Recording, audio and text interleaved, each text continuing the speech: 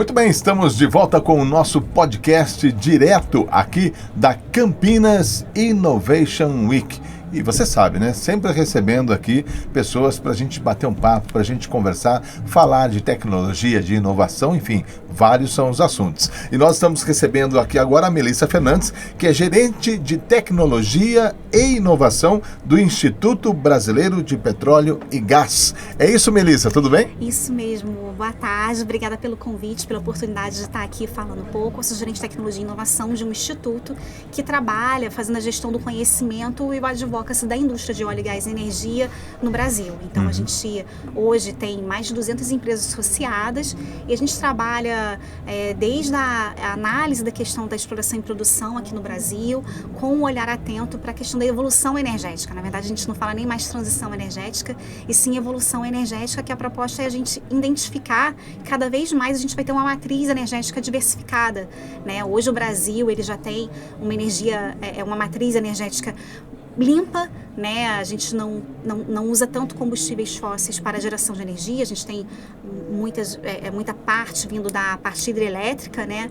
Mas a tendência é que cada vez mais a gente possa ter uma composição mais limpa, né? Dessas energias que vão suprir as nossas demandas energéticas, que cada vez são maiores, né? Hoje em dia todo mundo tem um celular, todo mundo tem tanto consumo energético, né? Carro elétrico, Carro elétrico, a própria questão da inteligência artificial, né? A gente vê aí nos últimos tempos estudos mostrando o quanto que um simples estudo, um pedido do ChatGPT para fazer alguma análise para você ou gerar uma figura, o quanto de consumo de energia, né, ele gera. Então, existe uma preocupação do quanto de energia a gente vai requerer cada vez mais, né, para frente, devido a essa questão da digitalização, do uso cada vez mais dessa necessidade da energia. Então, como a gente pode fazer isso, e a gente fica muito ligado nesse assunto. Então, como prover a segurança energética, e aí a tecnologia e inovação entra aí para poder ajudar a viabilizar esse processo. Esse crescimento da tecnologia e até da inovação de algumas empresas forçou, vamos dizer assim, uma pesquisa maior sobre a energia? Na verdade, eu acho que são duas coisas que andam em paralelo, né? A gente, o Brasil é um país que, no caso, graças à Petrobras, a gente é referência no desenvolvimento de tecnologias para a exploração de água ultra profunda. Não tem país nenhum no mundo que tenha essa expertise que a Petrobras tem. Então, isso faz com que a gente cada vez mais desenvolva tecnologias nesse contexto. E é óbvio que para a gente poder pensar em outras formas de energia, a gente precisa pensar, né, em como desenvolver tecnologicamente e usar a inovação para viabilizar, porque também a questão você tem hidrogênio? Tem, mas como você torna, né, o hidrogênio um combustível economicamente viável, né? Você tem energia solar? Tem. Como você consegue fazer com que isso também seja economicamente viável? Energia eólica. Então, existe também esse estudo, não só de você, né, olhar como ela pode entrar na matriz energética né, e o que ela vai suportar nesse contexto todo de fornecimento de energia, mas também como ela pode ser viável para a gente poder utilizar. Né? Não adianta também a gente ter só, às vezes, eu tenho essa possibilidade, mas como ela pode compor a minha matriz energética e eu consiga sempre que é necessário usar a mão dela e não ficar, tipo assim, na mão, deliberadamente, sem poder ter aquele artifício energético. Né? Como que o Instituto ele pode colaborar neste tipo de evento que nós estamos tendo aqui no Brasil, que, diga-se de passagem, é um evento global, né? Um evento que traz empresas praticamente do Brasil e do mundo inteiro. Sim. Como que o Instituto pode colaborar com esse tipo de evento? No IBP, a gente tem assim, 3 pilares muito fortes, né? Um que é o advocacy da indústria de óleo e gás, energia, como é que a gente trabalha viabilizando discussões técnico-regulatórias. A gente também faz a representatividade da indústria, então em fóruns, em discussões de consultas e audiências públicas, mas tem um pilar que eu acho que é muito importante, é o que é a base para tudo isso, que é a gestão do conhecimento.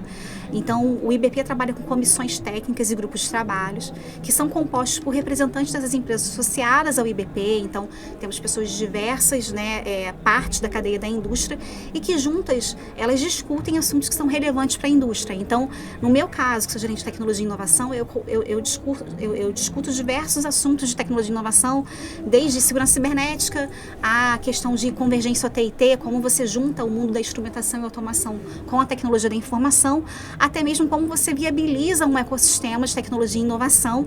E aí a questão das startups, né, e de como você mobiliza todo esse ecossistema, é um trabalho que o IBP faz fortemente, principalmente porque hoje a gente tem o iUp, que é o nosso hub de inovação, que nasce justamente com a proposta de fazer essa conexão. Como a gente pode ser mais um desses elos, né, entre a indústria, entre a academia, entre um centro de tecnologia, entre uma startup, e fazer com que tudo isso orquestrado pela indústria funcione, né, e faça com que tecnologias e inovações sejam geradas para poder cada vez mais viabilizar uma indústria mais limpa, né, e fornecer energia com segurança para a sociedade. Você acha que nesse caminho de tecnologia e inovação, o Brasil vem caminhando bem, obrigado?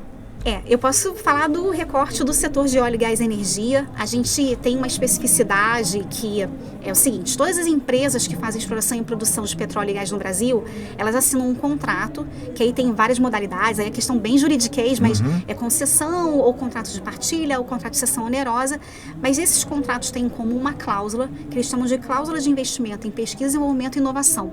Essa cláusula obriga que as empresas investam 1% da sua receita bruta em pesquisa, desenvolvimento e inovação no Brasil, seja por meio de editais com startups, seja por meio de projetos dessa empresa com universidades ou projetos internos mesmo. Então, quando a gente olha para a nossa indústria, ela é uma indústria que gera bastante pesquisa, desenvolvimento e inovação e fomenta bastante, sim, o ecossistema. Pode ser melhor? Pode, né? A gente sempre vê possibilidades de melhorar e viabilizar mais, né, todo esse processo.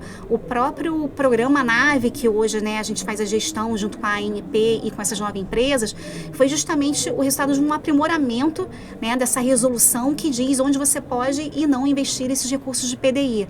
Então, hoje você consegue, né, juntar 9 empresas, que são empresas de origens diferentes, né, tem empresas chinesa, anglo-saxônica, americana, enfim, brasileira, né, como a Petrobras, juntas discutindo desafios comuns para poder viabilizar mais tecnologias e inovação. Então, é um investimento bem pesado. A gente tem aí cerca de 29 milhões de reais a serem investidos só nesse projeto em startups. Então, eu acho que assim, tem espaço para melhorar, a gente tem que cada vez mais investir, né, em políticas públicas, até mesmo fazer essas parcerias público-privadas, enfim.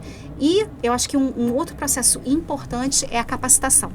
É você capacitar pessoas para atender essas demandas tecnológicas que a gente tem cada vez mais hoje em dia, né? A gente vê mesmo aqui, eu vi alguns estantes de segurança cibernética, né? A própria questão da inteligência artificial. Então, como a gente pode trazer realmente valor dessas tecnologias para o nosso mundo, seja para o mundo de óleo e gás, ou seja para o nosso dia a dia mesmo, para o nosso cotidiano. Muito bem. Muito obrigado pela sua participação aqui no nosso podcast e no nosso evento aqui em Campinas, viu? Obrigada a você, Marcos, e eu convido a todos que puderem vir aqui ao evento. O evento está muito bacana, o espaço é um espaço que deixa a gente realmente encantado e com esse espírito de inovação aflorado. Muito obrigado, Melissa. E você continue aí, daqui a pouquinho a gente volta com mais entrevistas direto do nosso estúdio de podcast aqui no Campinas Innovation Week.